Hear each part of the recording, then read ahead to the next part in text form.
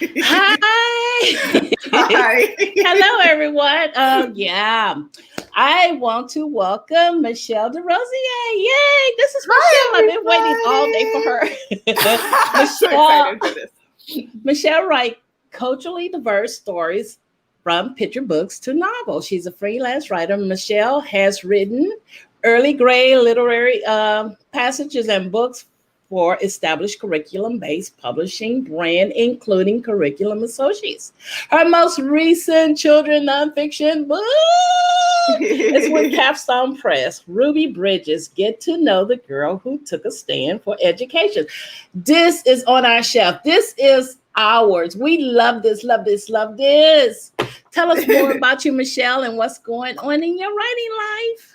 Hi, everybody. Tish, I'm so happy that you're hosting. I was so excited when I heard that you would be the one to host. So as Tish says, and I'm M.Michelle Derosier, writer Derosier on these internet streets, and I am so thrilled to be here. I am currently working on my new picture book, Happy Harper, Grandpa Comes Home, which I will be diving more into in just a little bit. And today is really just about talking with you about what it means to have a relationship with an illustrator and how do you work with the person to ensure that you're getting the best illustrated version of the story that you've created. So I cannot wait to share some information with you all. Me too. Well, what we're going to do is share a few little comments, and then we're going to go into the presentation with Michelle. And if you have any questions, please put them in the comment, and she will respond to you live. Absolutely. Oh, my cousin, everybody knows, Big Boy, he said the boys are watching. They're so excited to see Michelle. You are their superstar. Oh, my goodness. You're your household name. Hi, boys. So glad you guys can make it. Hey, boys. Jen, say hello to you all. Okay. She's so excited to hear Michelle speak. I am, too. I've been waiting for this moment, really, seriously. Oh, my goodness.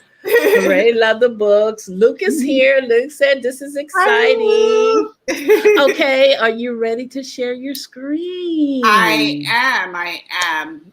There you go. I'm going to step out the way, but I will be back. Okay, fantastic. And you can just let me know if you're not seeing it.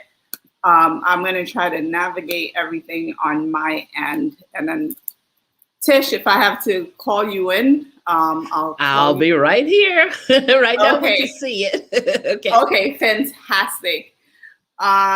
So again, I am so thrilled to be here. I have been so excited to just come and share with you just a little bit about the author journey from working with an illustrator standpoint. But again, I'm M.Michelle Derosier, so I tell culturally diverse stories from picture books to novels. So I do both fiction and nonfiction. And for nonfiction, I work with curriculum brands where I'm writing the curriculum that your children are probably using in their classrooms. And I really try to ensure that as I'm writing these passages that is connecting to them and helping them to learn, really considering the fact that who are the children that I'm speaking to, looking at that one child that may not necessarily be that excited about having to do schoolwork, right? So writing the passages in a way that connects with them. So even though it's nonfiction, it's really using a lot of the fiction part of my brain to really bring the stories to life and make them creative and make the kids engage and make them feel as if they can see themselves in the text and connect with them that way. So I'm really excited to be here. These are some of the works that I have done. And the one on the bottom right side here is Happy Harper, Grandpa Comes Home. And it's gonna be the text that I'm gonna go through to talk about the illustration work. So you guys are actually getting a sneak peek of the cover. No one has seen it yet, except my folks who have supported the campaign. So they funded to get Happy Harper Comes Home done. So thank you to all of the iFund Women supporters who invested in this project. It's been a long time coming, and I appreciate your support for over the last 2 years. Okay. So this is Happy Harper. So this is the little girl after my heart. I love her so much. So Happy Harper is this quirky 5-year-old. She is just so much fun. She is growing up in Brooklyn, just exploring the world. Behind her is her mom, and they're at their local community pool. And this is one of the pages in the book. So the setting here is that at any time that Harper is doing anything in life, it's great that her parents are there. She's so excited for her family. But there's somebody missing in her family that she really wants in there. And that person is her grandpa.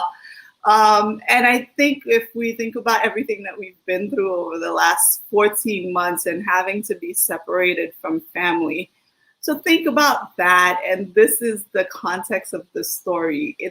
It wasn't because of a pandemic, but Happy Harper, because her grandfather lives in Haiti and they live in New York, she hasn't been able to see him. In her 5 years, she hasn't met him yet. And Grandpa Comes Home is the story where she finally gets to meet him in person. So I cannot wait to share this with you.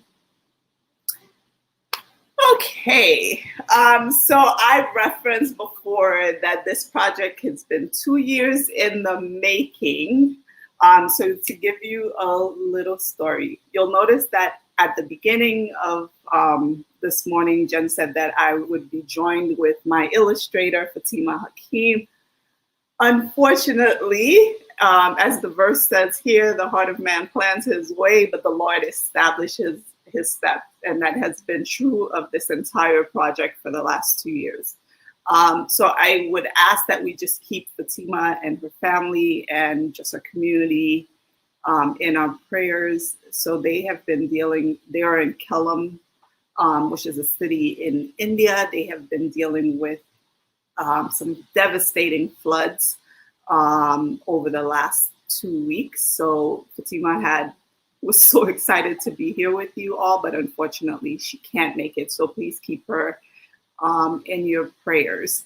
So the heart of man plans his ways, but the Lord established his steps. So when you're working in your projects, and for the picture book project here, I started out with a fantastic illustrator a year and a half ago.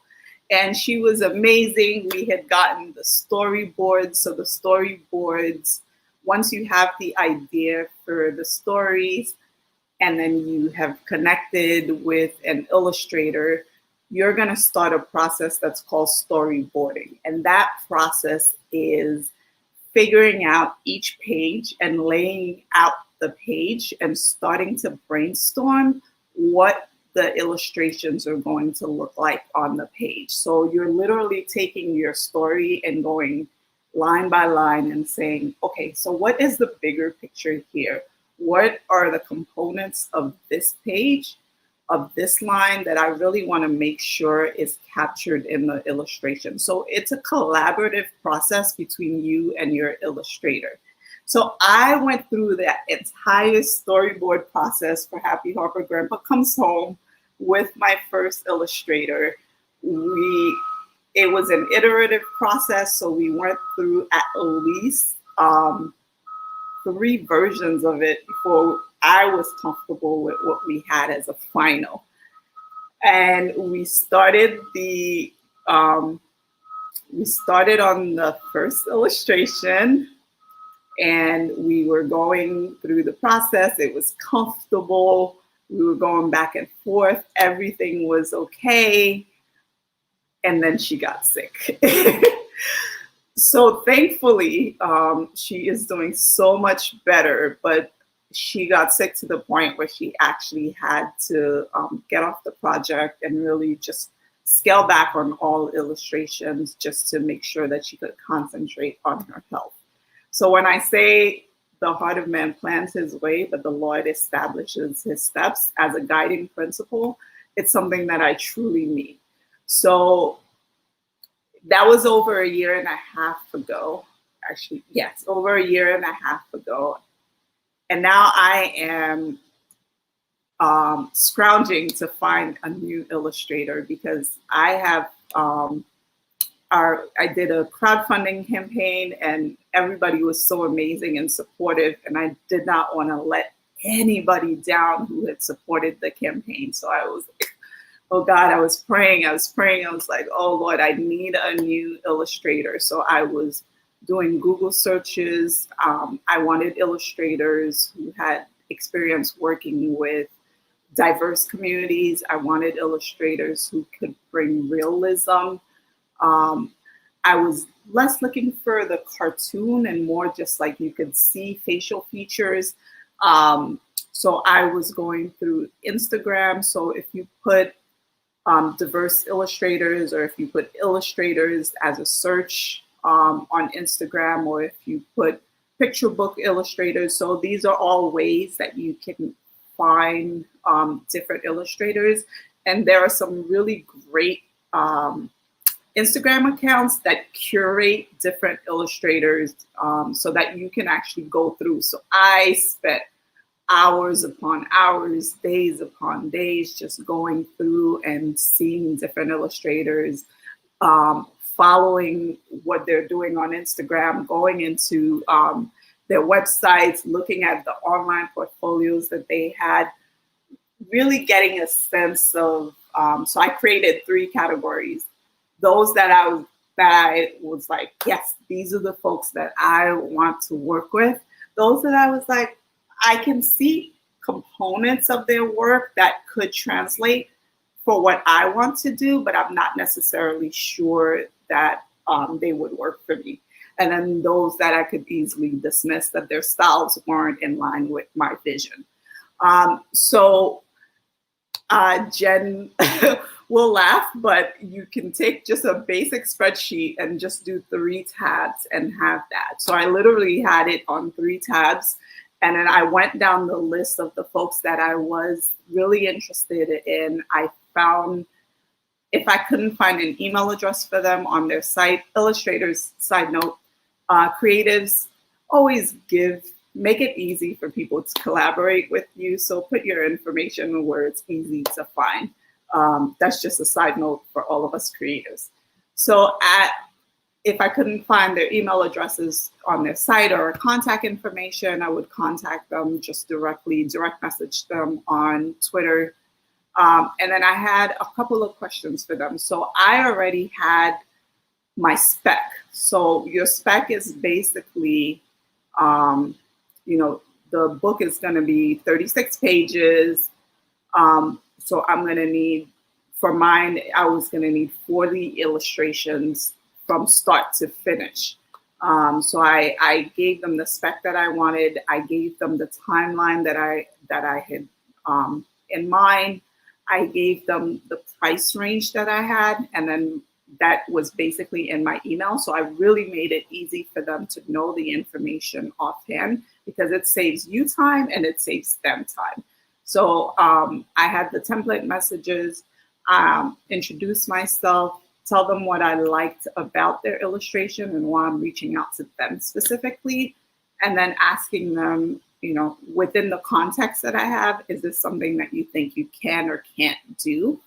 And if it is, we can continue the conversation. So I went through this process.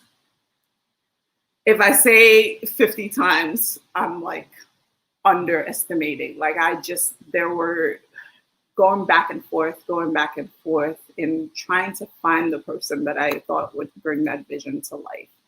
And at some point I was just like, God, what is going on? Like, I can't find another illustrator. And I was just like, Lord, you have to make this happen. Like, because I have planned my ways. I have done all in the natural that I'm going to be able to do. I'm so diligent with every step. Well, you see, I've done the research. You see, I've prepared, like, what is going on? And I just, the reminder that the the heart of man plans his ways, but the Lord establishes his steps. So, you know, I was praying for myself, and I don't know why, but maybe the Lord, you know, needed just a little bit of push. So I just brought friends along and I said, hey, you got to pray with me on this because I'm just struggling to find the right illustrator.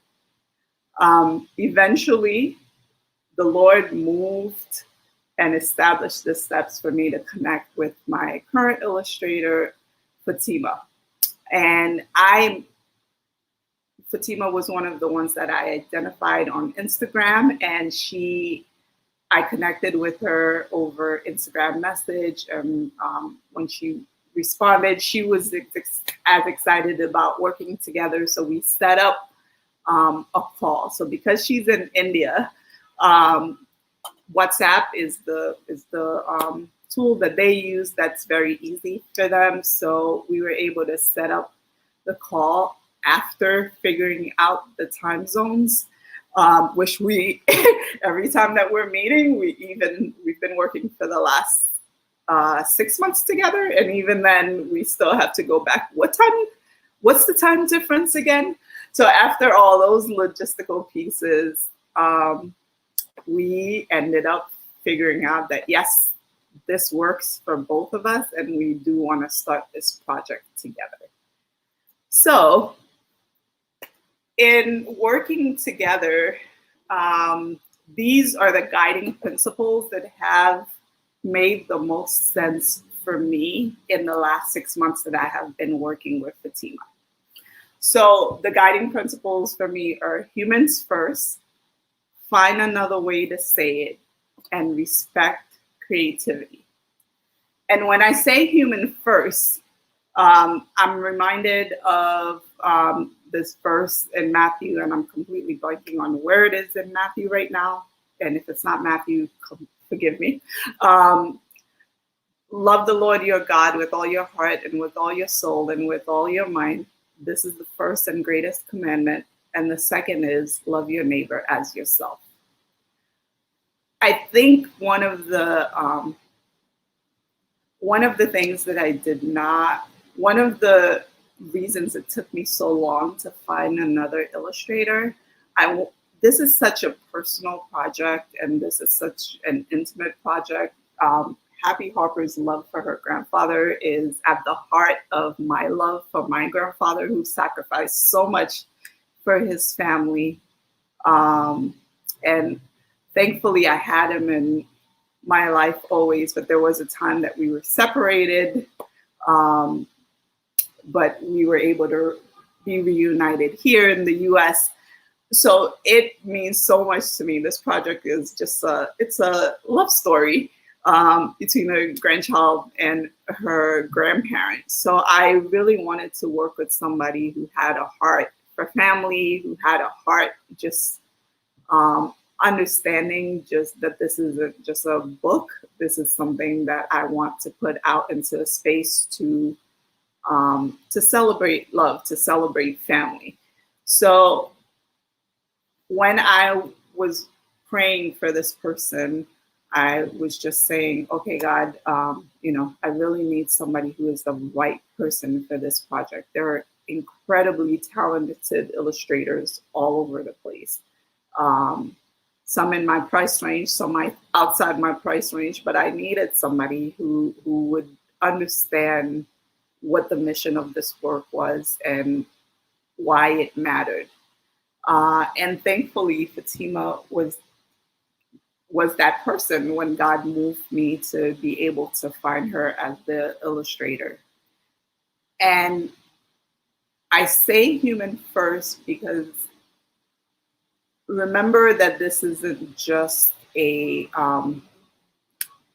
here's the money, you do the work, and then that's it. This is somebody who's impacted by pain, who's impacted by joy. This is somebody who will have challenges, and all of that, just like on your writing, impacts their illustration. So considering as you're working together, maybe you're not just demanding or asking things of the person. Maybe you're taking a moment to just find out, hey, how are you doing? How's your day? I found out later, and it's okay to share because she shared it already, when I started working with Fathima, not long before I started working with her, she had lost her father. So a story about being separated from family really does, impact her. So I had to consider her emotions, to check in with her on certain illustrations that she was working on, just to make sure that I wasn't doing any harm to her. And I know that it feels like, well, I'm just getting an illustrator and I'm paying them. They just need to do what they're going to do.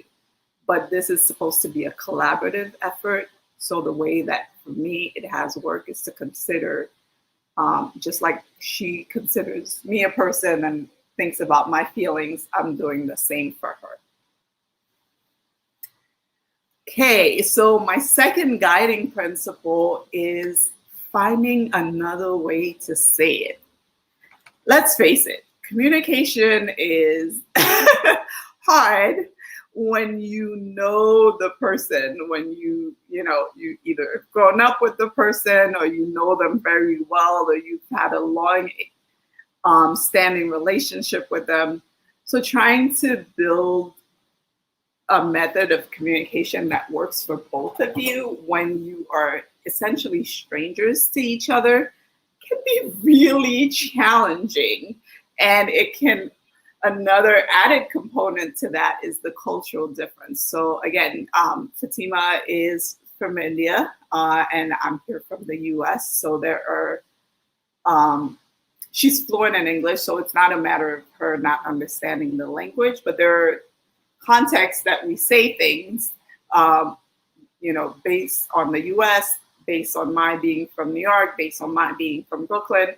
There are things that we say that just do not make sense. And in addition to that, Fathima is a different learner. So she does have dyslexia. Again, I'm not sharing anything that she hasn't publicly shared. So she learns differently. So I had to take a step back because I would give her feedback on something that did not work for me. And then my feedback would be like, this long. And then when she returned the edits, she'd only capture maybe this much of the feedback. So at first I was really frustrated and being like, but I gave her all this feedback. Why is she not understanding it? But the way that her brain works, like she finds it finds the piece that she's like, oh, that's what I have to work on in this. And she does it, and she does it really well, but then she doesn't see the rest of it. So I had to change my communication method in that I would send her bullets. So I would say, okay, I have these 4 things that I need you to work on. And then I'd bullet them out in very short sentences. First one, second one, third one, fourth one. And I try not to go beyond 4 things to work on at once so that we can make sure that we really capture it. So we have the 4 things. I've shared that out with her. And then she comes back and makes the edits. She sends me the edits, and then we're like, okay, great. We checked off these 4 things. Were there anything else? If there was, we go back to that same process. We'll bullet with the remaining ones, keeping it 1 to 4, nothing more than 4, and then move forward. The other thing also is to consider that there are going to be some edits that you need made that you can't communicate through writing. So what I have found in working with Fathima, sometimes the quickest way to get it across what it is that I need is send her a voice text. So I was sending her, even after I had changed it, where I had shortened to bullets and was getting that information to her, I found that it didn't work as well for more complex illustrations where I had really just a lot of edits requested, not because she wasn't a good illustrator, but just because it is part of the process, right? Just like in writing, your first draft is never going to be your best draft. Same thing with illustration. Your first draft is never going to be your best draft. So we go back and forth. So I had to change my communication tool or my communication method and start using voice text. And then with the combination of the voice text and the shortened bullet conversations, we found our sweet spot. And if you go back to that human first principle, you're dealing with another person and you have to consider how they hear, and when they hear, how they interpret what you're saying to them. And you have to be flexible enough to not just say, well, you're not listening or you're not understanding. You have to take a moment and say, how can I communicate better? And because I did that and Fathima did that in her own way with me, we were able to find the right communication method that allowed us to continue to do the work that we needed. So I'll give you an example. So this is maybe like a second, third sketch of one of the stories. So my Happy Harper Grandpa Comes Home is part of a series, and it's about Harper growing up in and exploring Brooklyn. And I'm a little biased, but Brooklyn is the best place to have grown up in as a little kid because there was so much to do, so many adventures to go on. And this scene is set up in a neighborhood. This is their home, and Brooklyn is known for just gorgeous brownstones. And they're supposed to be sitting on the steps of their brownstone. And this is something that I did as a kid. You're on the sidewalk with chalk and you're drawing. You know, this is very typical of a summer in Brooklyn. But when I saw her interpretation of that page, it was a little bit of a letdown for me, and I'll talk about why.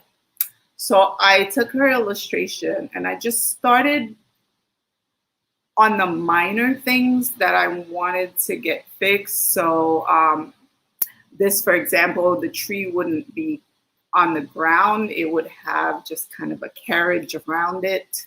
So I pointed that out. I pointed out the fact that I wanted to just make sure that the color of the handle matched the rest of the color of that brick here. The fire hydrants, I pointed out just some changes to the fire hydrant that I wanted to make. But as I was going through this, I'm doing it, but I'm doing the small things. And I was starting to get frustrating. It was starting to get frustrating, and I was starting to get frustrated with myself because I was nitpicking instead of communicating to her what the larger issue was.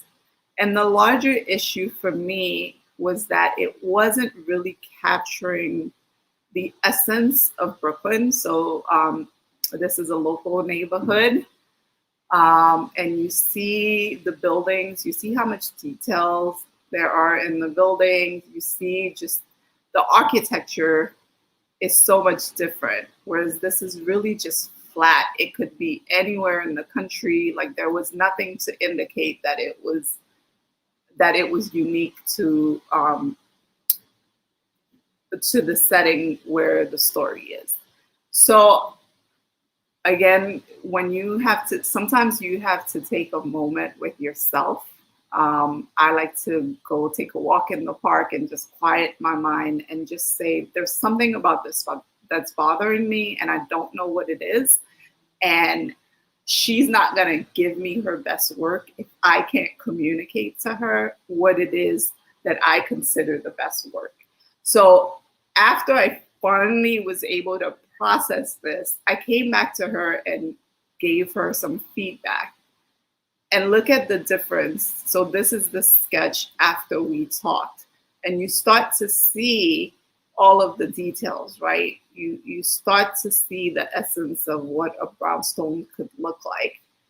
And it starts to become real, where it's not just a generic picture. It becomes a picture that I'm like, oh, okay, this is a Brooklyn neighborhood.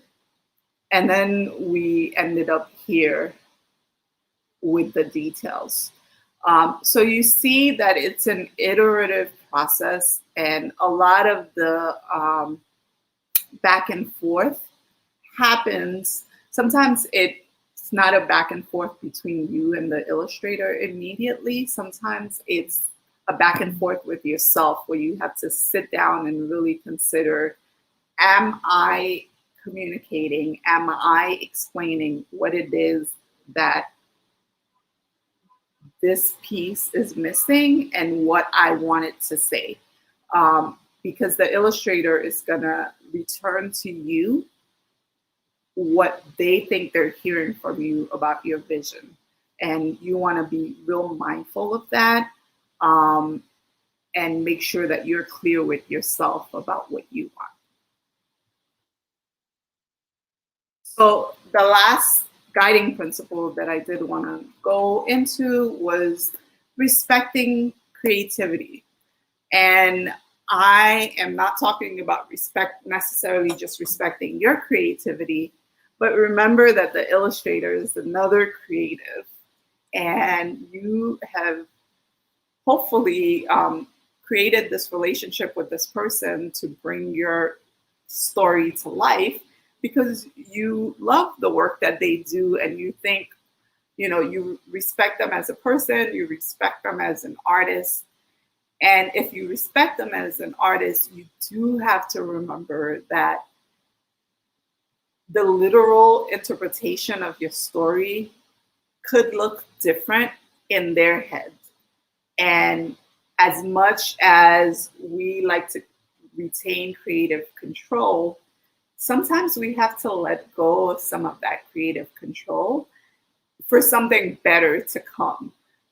So letting your illustrator not letting it be so rigid that your illustrator can be like, I see the vision that you have for this page, but have you considered this? And sometimes in the have you considered this, that's where the richness comes to life. That's where, you start building on something. And by the time you have that final illustration, you're like, wow, okay, this is amazing. So remembering that there is that continued creativity merging, and not to be so rigid, not to be so structured that you forget that this person, you hired them, you collaborated with them because they have an amazing talent. So don't stifle their talent, where some of the ideas that they have that could make your story so much richer and so much better, you lose out on because you were so rigid and retaining control. Well, that is it for the presentation part.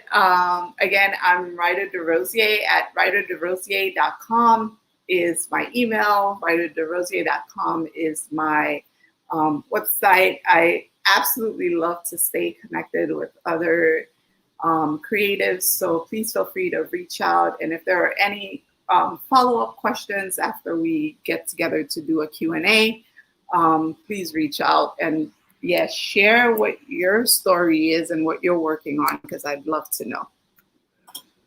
That was wonderful, Michelle. So much information. That was a treasure box, because I'm going through the same process you're going. But let's get to some of the questions I've been trying to keep up with. Oh, okay. First one, Nick asks, What's your ultimate plans for Harper once you complete your book series? Are you going to pitch it for Disney? Okay, next. Thank you, boys. That's awesome. My ultimate plan for Harper is to have it be a series in the sense that you have Dora the Explorer, where it's just, this is just, Happy Harper, whether it's through a TV show.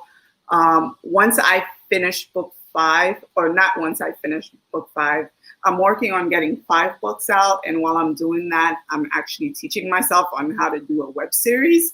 So I do want to make at least the first book into a web series. So I will be crowdfunding for that to get that to happen.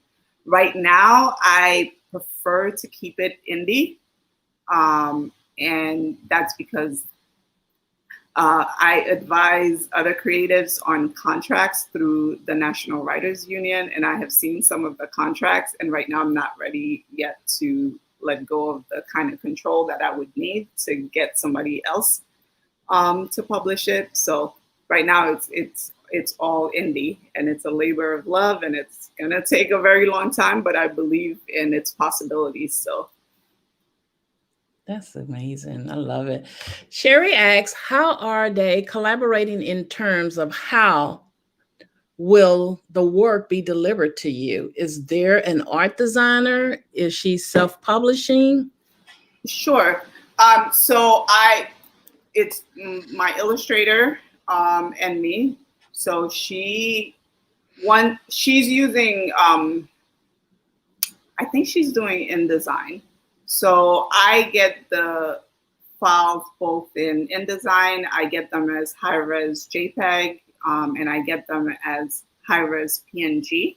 And I am self-publishing. I was going through the process of trying to figure out how to do the book layout by myself.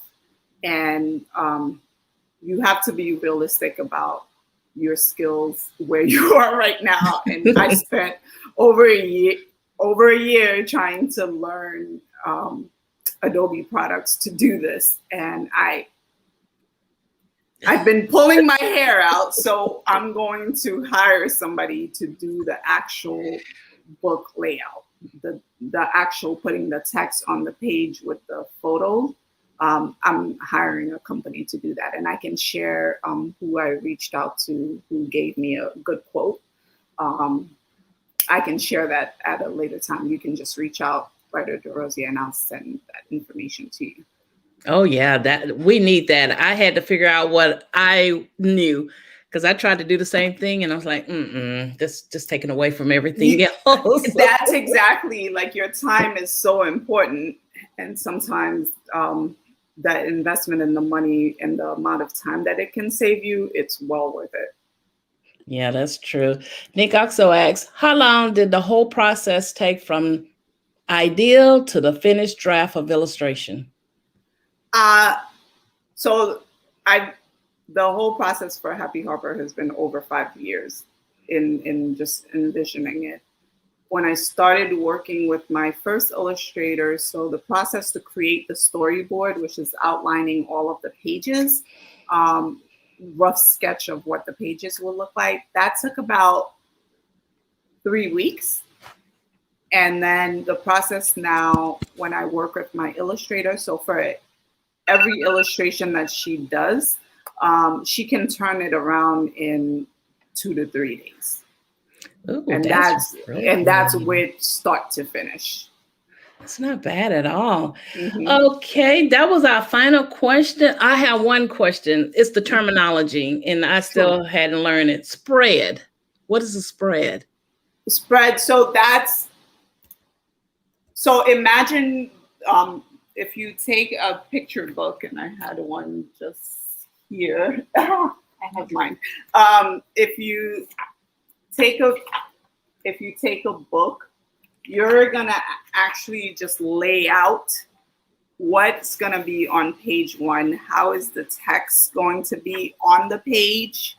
So that's what you're gonna do, because when you're gonna set up for printing, you're gonna have to tell your printer that, so some printers can only do like 2 pages on each, or sorry, you can only have 2 pages on the print file that you're going to print. And then you have to create another file for the next 2 pages. So basically the spread is putting out every single like illustration, every page of what it's going to look like. And then that's how the book is going to be. So you want to start with that in mind before you even do the illustration. So good. Jen says, so excited about the future of Happy Harper. I feel like that's my daughter. Everybody's my daughter. I'm already doing Happy Harper. And Ann says she's listening and she wants to say what an awesome presentation. Thanks. This was amazing. This was so good. I'm so glad that you shared your process with us. Any last words or tips you want to offer?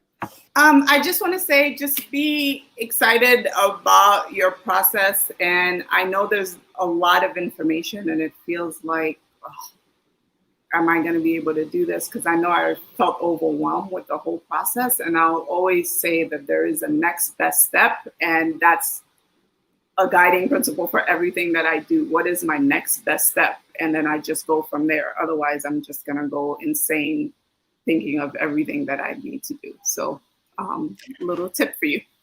I like how you said next best step, because there's always growth in the process. I love that. So y'all, thank you. And thank Michelle for joining us. This has been a wonderful, wonderful presentation. Be sure to continue to follow the list for our next guest. Absolutely. See you.